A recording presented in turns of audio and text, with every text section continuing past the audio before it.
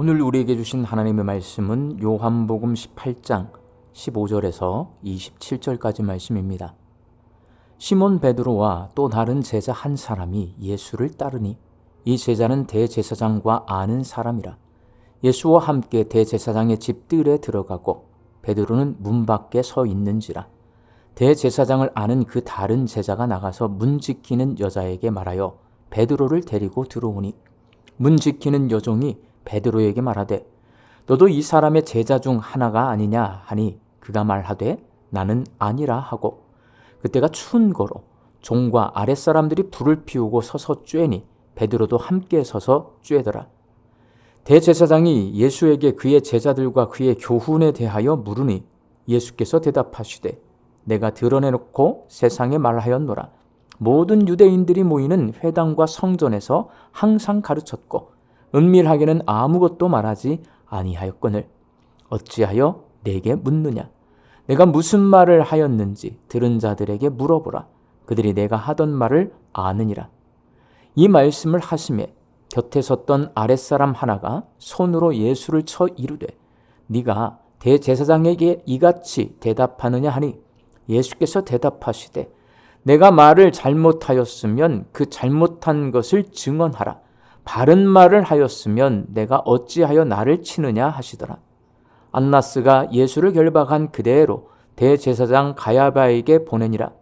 시몬 베드로가 서서 불을 쬐더니 사람들이 묻되 너도 그 제자 중 하나가 아니냐. 베드로가 부인하여 이르되 나는 아니라 하니 대제사장의 종 하나는 베드로에게 귀를 잘린 사람의 친척이라. 이르되 내가 그 사람과 함께 동산에 있는 것을 내가 보지 아니하였느냐. 이에 베드로가 또 부인하니 곧 달기 울더라. 아멘. 오늘 본문 말씀에는 베드로가 예수님을 3번 부인하는 장면이 기록되어 있습니다. 마태, 마가, 누가, 요한복음 모두가 베드로의 부인을 기록해 놓고 있는 이유는 초대교회 당시 성도들이 언제든지 베드로와 같은 상황에 처할 수 있기 때문입니다. 초대교회 당시 예수님을 믿기로 결정하면 가장 먼저 유대교 회당에서 쫓겨나게 됩니다. 이는 단지 유대교에서 퇴출되는 것이 아니라 경제활동, 자녀교육, 동네 사람들과의 관계 등 일상생활에서 퇴출되는 것을 의미하고 퇴출을 넘어서 차별과 핍박을 받게 될 것을 각오해야 했습니다. 그리고 로마 정부로부터의 박해도 감수해야 했습니다. 실제로 로마의 박해로 순교한 초대교회 성도들이 많이 있습니다.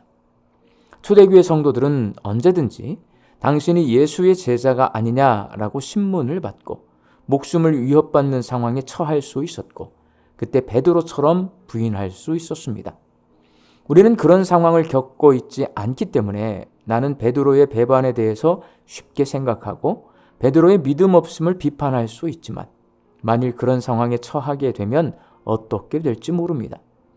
그래서 복음서는 베드로와 같은 상황이 왔을 때 초대교회 성도들이 그리고 복음서를 읽는 모든 사람이 배반하지 말라고 베드로가 예수님을 모른다고 부인하는 낯뜨거운 장면을 모두 기록해 놓고 있습니다. 그렇다면 초대교회 성도들이 그리고 복음서를 읽는 모든 성도가 어떻게 하면 목숨을 내어놓고 손해볼 것을 각오하며 예수님을 배반하지 않고 신앙을 지켜낼 수 있을까요? 복음서는 대제사장의 집 문을 지키는 여종의 추궁에 예수님을 모른다고 대답하는 베드로의 부인과 비교해서 자신을 신문하는 대제사장에게 내가 무슨 말을 하였는지 들은 자들에게 물어보라고 당당하게 답변하시는 예수님의 증언을 기록해 놓음으로써 초대교회 성도들과 복음서를 읽는 모든 성도가 예수님께 배워서 비겁하게 배반하지 말고 담대하게 신앙을 지켜내라고 가르쳐주고 있습니다. 예수님이 당당하게 증언하는 모습을 지켜보던 대제사장의 아랫사람이 예수님을 때립니다. 본문 22절 말씀입니다. 이 말씀을 하시며 곁에 섰던 아랫사람 하나가 손으로 예수를 쳐 이르되 내가 대제사장에게 이같이 대답하느냐 하니 예수님은 폭력 앞에서도 굴하지 않고 내가 잘못 말한 것이 없는데 왜 내게 폭력을 행사하느냐라고 당당히 따지십니다. 요한복음과 다른 복음서들은 이렇게 베드로의 비겁한 부인과 예수님의 담대한 증언을 비교해서 기록해 놓음으로써 초대교회 성도들을 포함한 모든 성도가 예수님께 배워서 어떤 상황 속에서도 배반하지 않고 신앙을 지켜낼 것을 요청하고 있습니다. 사랑하는 광주 양림교회 성도 여러분, 기독교의 역사는 박해의 역사입니다. 처음 복음을 전하던 사도들 대부분이 순교했고 복음이 증거되는 곳곳마다 박해로 인해 순교자들이 생겼습니다. 우리나라도 초기 복음이 전해지던 시대에 신앙을 지키느라 목숨을 잃은 순교자들이 많습니다. 현재에도 세계 곳곳에는 박해를 인내하고 생명을 위협받는 상황을 견디며 복음을 전하는 선교사들과 신앙을 지켜내는 기독교인들이 많습니다. 우리나라는 현재 자유민주주의 제도 안에서 종교의 자유가 보장되기 때문에 비교적 안전하게 신앙생활을 할 수 있지만 목숨을 잃을 정도는 아니어도 우리의 신앙을 위협하는 도전이 끊이지 않고 있습니다. 현재는 교회의 세속화와 이슬람과 동성애라는 도전이 기독교를 공격하고 있어서 신앙생활하기가 점점 어려워지고 있습니다. 신앙생활을 위협하는 도전 앞에서 베드로처럼 비겁하게 부인하지 않고 예수님처럼 담대하게 증언하기 위해서는 복음에 대한 확신이 있어야 합니다.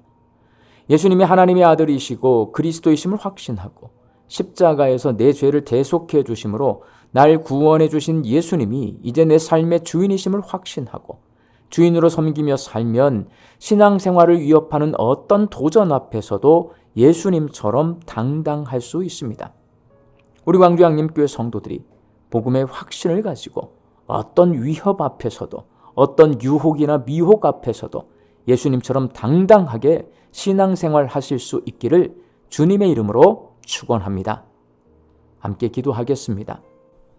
오늘 주신 말씀을 통해 환난이나 유혹이나 미혹이 찾아왔을 때 베드로처럼 내가 복음을 배반하지 않을지 내 자신의 모습을 생각해 봅니다. 복음에 대한 확신을 갖게 하여 주셔서 예수님처럼 당당하게 어떤 상황 속에서도 복음을 증언하며 살 수 있게 하여 주옵소서. 말씀 듣고 세상을 향해 나아갑니다. 우리 광주 양림교회 성도들의 일터 위에 하나님 주시는 일용할 양식이 풍성한 이 하루가 되게 하여 주옵소서. 흩어져 살고 있는 가족과 자녀들에게 믿음을 주시어서 복음의 확신을 가지고 어떤 상황 속에서도 당당하게 예수님처럼 신앙생활할 수 있게 하여 주옵소서. 육신이 연약할 손아귀를 간구하는 환우들이 있습니다. 불쌍히 여겨주시어서 예수님의 능력으로 치유함을 얻게 하여 주시고 오랜 시간 침상에 누워 계시는 장기 환우들과 어르신들이 천국 소망 붙들고 오늘 이 하루를 살게 하여 주옵시며 애쓰고 힘써서 돌보는 가족들 위에 새 힘을 더하여 주옵소서. 예수님의 이름으로 기도하옵나이다. 아멘.